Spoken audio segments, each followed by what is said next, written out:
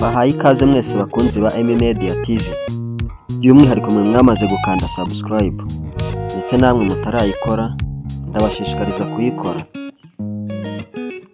Uyu munsi tugiye kuganira ku isukari, by'umwihariko turaganira ku mpamvu zirindwi zituma ukwiriye kugabanya isukari mu biryo n'ibinyobwa. Bahaye ikaze.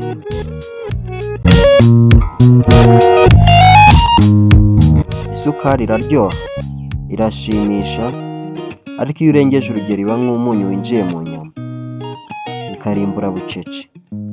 Abantu benshi barayikunda, ariko ntibazi icyo irimo ibakorera buhoro buhoro.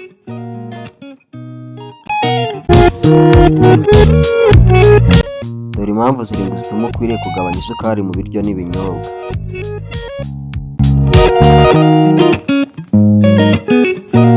Impamvu ya mbere, ituma wongera ibiro byihuse. Isukari ituma umubiri ubika ibinure byinshi. Uko uyirya niko utangira kugubwa nabi no kugira ibiro by'umurengera. Impamvu ya kabiri, ishobora gutera diyabete cyangwa se indwara y'isukari. Iyo uyiriye cyane, umubiri urushya kongera kugenzura isukari mu maraso, bigatuma uyirwara burundu. Impamvu ya gatatu, itera umunaniro n'umuhangayiko. Isukari izamura ingufu ako kanya, ariko ikanagusha vuba, ugasigara wihebye, unaniwe cyangwa ubabaye. Impamvu ya kane, isukari yangiza amenyo n'akanwa.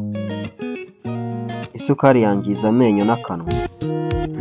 Isukari itera udukoko two mu kanwa dushiririza amenyo, bigatuma acika cyangwa se aribwa cyangwa agahumura nabi.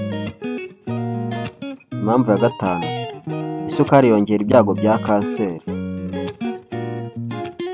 Ubushakashatsi bwerekanye ko isukari nyinshi ishobora gufasha uturemangingo twa kanseri gukura vuba. Impamvu ya gatandatu, isukari yihisha mu bintu utatekerezaga. Isukari iri muri biswi, imitobe, amavuta yo guteka ndetse no muri yogati. Kwitondera ibyo urya ni ingenzi. Impamvu ya karindwi ari nayo ya nyuma, isukari igira ingaruka ku bwonko. Ibangamira ubushobozi bwo gutekereza, kwibuka no kwitwara neza. Bikaba nk'uko umuntu utinya ishyamba atinya icyatsi.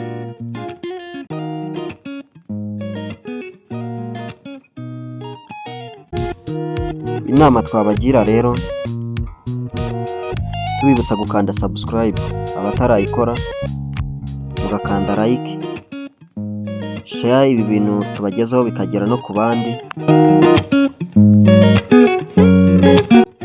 Ngizi nama twabagira nka M-Media TV team. Tangira kugabanya isukari gahoro gahoro, gabanya imitobe, usimbuze imbuto karemano, witoze kunywa amazi menshi. Ushobora no gukoresha ubuki cyangwa se stevia nk'ibisimbura by'isukari. Ubuzima bwiza butangirira ku ifunguro. Isukari nyinshi ni uburyohe bubyara ububabare. Reka tujye ibiryo nk'abajya imiti, aho kugira ngo tuzajye imiti nk'abajya ibiryo. Kandi turya kugira ngo tubeho, ntabwo tubereyeho kurya. Wifuza kuba uwa mbere buri uko dukoze video, kanda subscribe. Iyi video niba igushimishije, ukande like. Kandi niba wifuza ko hari ingendo twazaganiraho, inama cyangwa inyunganizi, ukande comment. Iyi ni M-Media TV. Jya bategure kino kiganiro kandi nkakibagezaho ndi Emmanuel Wihanganye. Naho ubutaha.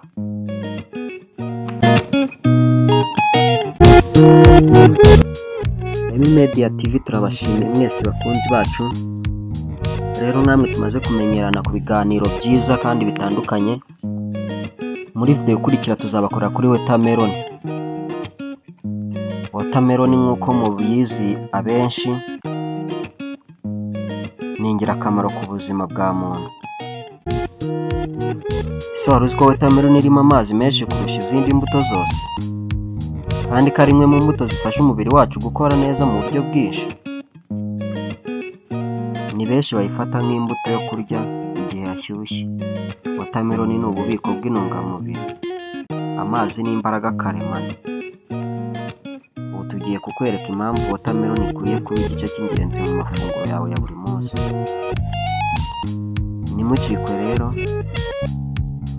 muri video ikurikira tuzababwira impamvu zirindwi zituma ukwiriye kuyigira inshuti.